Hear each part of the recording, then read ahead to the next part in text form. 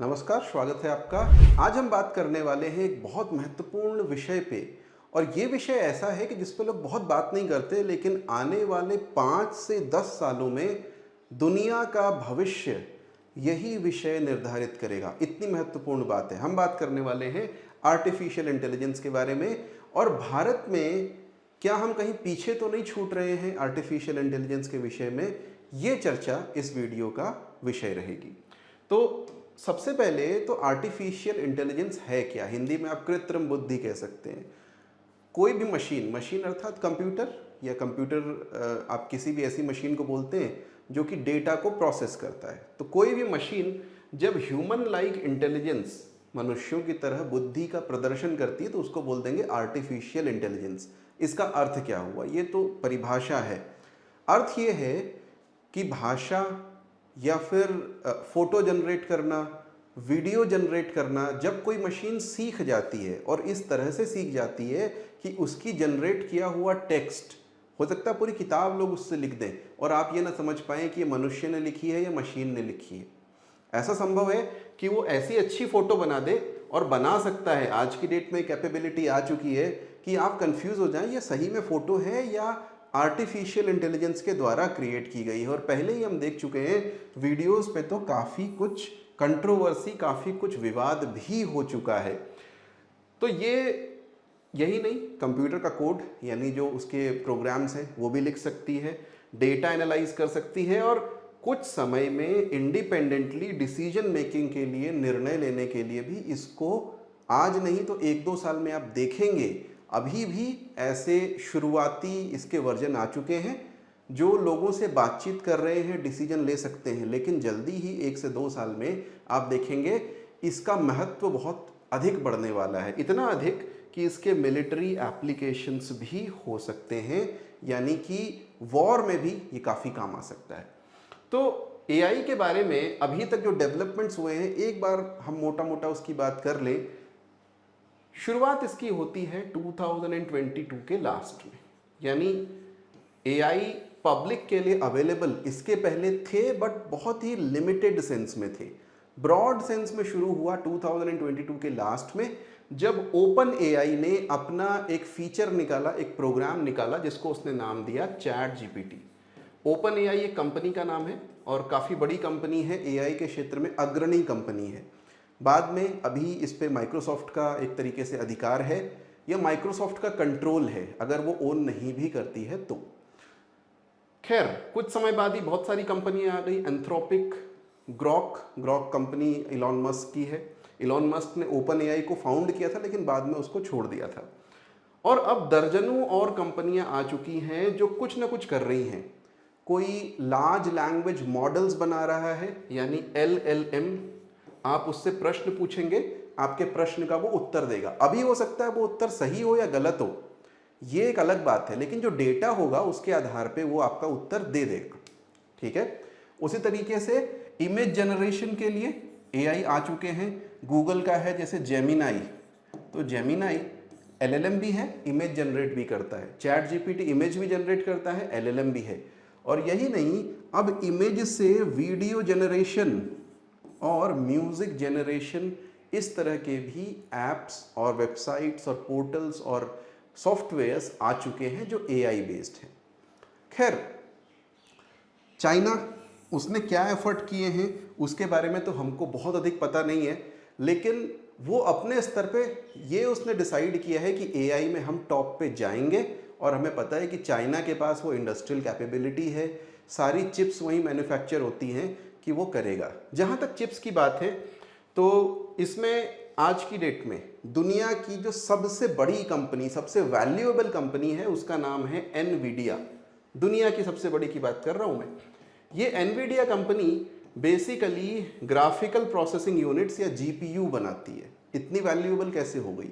क्योंकि इसने हार्डवेयर बनाया जिसपे सारे सॉफ्टवेयर रन कर रहे हैं। गूगल भी उस पर काम कर रहा है, ओपन एआई भी उस पर काम कर रहा है, ग्रॉक भी उस पर काम कर रहा है। इन्हीं जीपीयूज पे ही ये सारा का सारा एआई का काम चल रहा है। और उसको देखते हुए कुछ और चीज़ें निकाल ली। गूगल ने अपने टीपीयू निकाल लिए। गूगल का एक सिस्टम है, प्रोग्राम है टेंसोर, तो टेंसोर प्रोसेसिंग यूनिट्स निकाल लिए। या फिर एलपीयू, यानी लैंग्वेज प्रोसेसिंग यूनिट्स, कि उसके लिए ज़्यादा ऑप्टिमाइज्ड रहेंगे, ऐसे भी धीरे धीरे मार्केट में आ रहे हैं। तो कुल मिलाकर के ओपन एआई और ये जो आर्टिफिशियल इंटेलिजेंस है, पिछले 1-1.5 साल में इसने काफ़ी हद तक एक क्रांति स्थापित कर दी है, एक रिवॉल्यूशन लेकर के आ गया है बहुत सारी चीज़ों में। और ये धीरे धीरे कॉलेजेस में तो सब बच्चे इसको जानते हैं, देखो होमवर्क अपना सब चोरी से कर रहे हैं, ये बात तो मैं बता सकता हूँ। लेकिन और जो आपका इंडस्ट्री में होता है, अलग अलग इंडस्ट्री में भी अब ये स्टैंडर्ड बनता चला जा रहा है, ठीक है।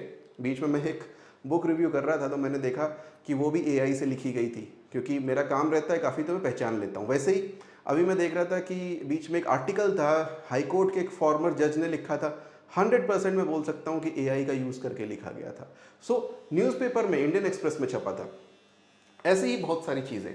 अब इंडिया में क्या किया गया है, इंडिया में सबसे पहले तो गवर्नमेंट ने एक मिशन बना दिया। देखो हमारी सरकार क्या करती है, जैसे ही कोई नई चीज़ आती है उसको लगता है कि प्रायोरिटी है, मिशन बना दो। तो एक एआई मिशन बना दिया गया, उसके लिए बोला कि हम 10,000 करोड़ से ऊपर दे देंगे इसको, ठीक है। अब 10,000 करोड़ कोई बहुत बड़ी रकम नहीं है, जितना इसमें इन्वेस्टमेंट हो रहा है उसके हिसाब से। अगर आप यूएस वगैरह में देखोगे, एक एक कंपनी 10-10 हज़ार करोड़ रुपया इन्वेस्ट कर रही है, और बहुत पैसा इन्वेस्ट करने के बाद थोड़ा बहुत भी अगर उसको एज मिलता है तो उसको बहुत बड़ी बात माना जा रहा है, कम से कम इस इमर्जिंग टेक्नोलॉजी में। नाउ कौन कौन से पोर्टल्स हैं, एक इंडिया एआई पोर्टल बनाया। इंडिया में एआई में क्या क्या हो रहा है, आप इस पोर्टल पे जाइए, सरकारी वेबसाइट है, आपको पता चल जाएगा कि भैया कौन सी नई चीज़ें आ रही हैं, कोई नया एआई कंपनी खुल गई है, जो भी न्यूज़ होती वहाँ वो एग्रीगेट करके रख देते हैं। That is a single window system type का पोर्टल। भाषिणी नाम का एक सिस्टम बना दिया है सरकार ने, आप भी जा करके इसमें योगदान कर सकते हैं। उसका कहना है कि हमारी जो भाषाएं हैं, 22 भाषाएं, ये आपस में एक दूसरे से समझें, इसके लिए हम एक सिस्टम डेवलप कर रहे हैं ताकि एआई का ये एक अच्छा यूज़ केस हो सके। अब मुझे नहीं पता इसकी ज़रूरत भी है कि नहीं, क्योंकि चैट जीपीटी में आ चुका है, अभी उसका जो डेमो आया था, आप 2 अलग अलग भाषाओं में बात करो, वो आपको ट्रांसलेटर का काम करके समझा भी देगा, ठीक है। तो हो सकता है कि एफर्ट डुप्लीकेशन हो या फिर ना हो, थोड़ी देर में उसकी बात करेंगे।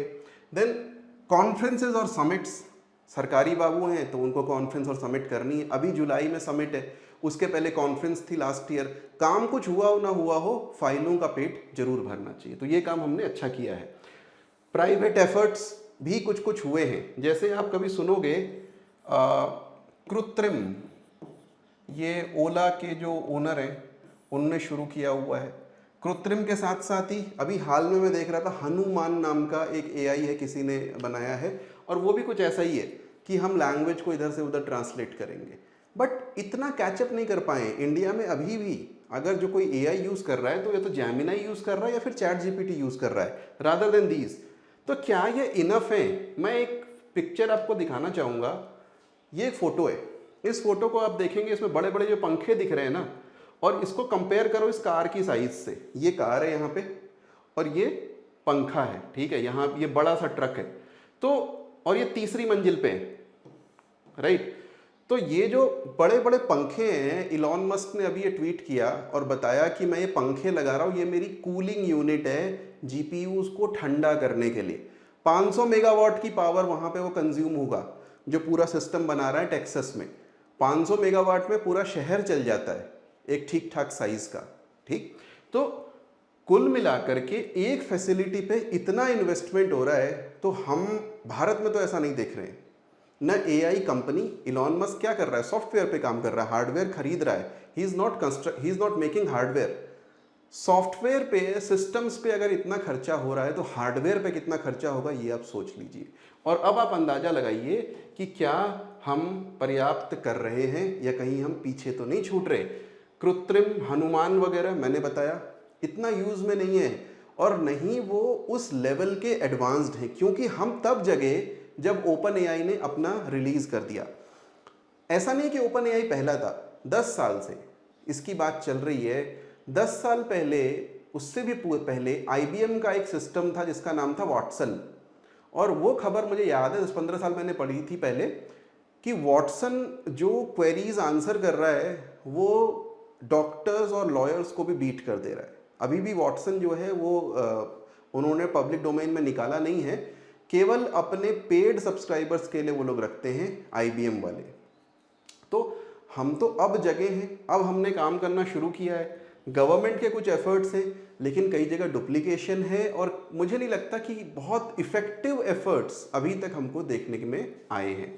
हार्डवेयर में तो साहब कोई प्रोग्रेस ही नहीं है, क्योंकि हार्डवेयर अगर आपको बनाना है, डिज़ाइन ब्यूरो भी हमारे पास में नहीं है, डिज़ाइनिंग पे भी काम नहीं कर रहे हैं। अभी हम क्या करते हैं, इंडिया में chip manufacturing is practically non existent. हम काफ़ी खुश हो रहे हैं कि हम 13 नैनोमीटर वाली चिप इंडिया में मैन्युफैक्चर करेंगे, अभी किया नहीं है, करेंगे। Perhaps after a few years जब मिक्रॉन टेक्नोलॉजी या बाकी कोई टेक्नोलॉजी आकर के यहाँ पे अपना प्लांट लगा देगी।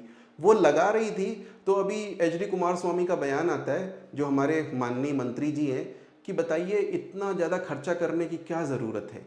3 करोड़ रुपया आप खर्चा करेंगे तब जाकर के एक जॉब उसमें मिल रही है, वो भी गवर्नमेंट सब्सिडी दे रही है, राज्य सरकार केंद्र सरकार सब्सिडी दे रही है। अगर इस तरह की सोच है तो हमें भूल जाना चाहिए कि भविष्य में भारत को विश्व गुरु तो क्या, मतलब विश्व में एक इज्जतदार, एक सम्माननीय राष्ट्र का दर्जा भी कभी मिल सकेगा या नहीं मिल सकेगा। खैर, डेंजर्स, अब फॉरेन में तो AI डेवलप हो ही रहा है, US में हो रहा है, चाइना में हो रहा है। यूरोप वाले अगर AI नहीं बनाएंगे वो हार्डवेयर में काफ़ी कमाने वाले हैं, क्योंकि आज भी बहुत सारी जो प्रिसीजन मैन्युफैक्चरिंग की मशीन्स हैं वो यूरोप में ही बनती हैं, कहीं और नहीं बनती, US में नहीं बनती, चाइना में नहीं बनती।